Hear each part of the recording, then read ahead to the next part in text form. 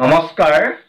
Jayate Assam live 7-ৰ আগন্তুক পঞ্চম বাৰ্ষিক প্ৰতিষ্ঠা দিৱসৰ প্ৰাক মুহূৰ্তত পোৰ্টেলটিৰ সন্মানীয় স্বত্বাধিকাৰ প্ৰমুখ্যে পোৰ্টেলটিৰ লগত প্ৰত্যক্ষ বা পৰোক্ষভাৱে জড়িত কৰ্মকৰ্তাসকল, সাংবাদিক বন্ধুসকল আৰু শ্ৰদ্ধাৰ দৰ্শক ৰাইজলৈ এই মুহূৰ্তত আন্তৰিক শুভেচ্ছা জ্ঞাপন কৰিছোঁ।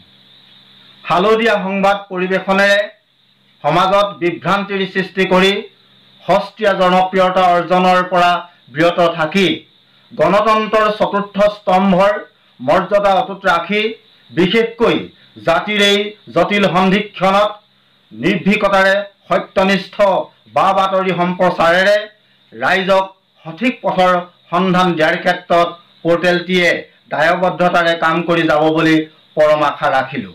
লগতে এই আপাহতে আসাম লাইভ 7-ৰ আগন্তুক পঞ্চম বাৰ্ষিক প্ৰতিষ্ঠা দিৱসটি সফল পৰিসমাপ্তি কামনা কৰিলোঁ। ধন্যবাদ।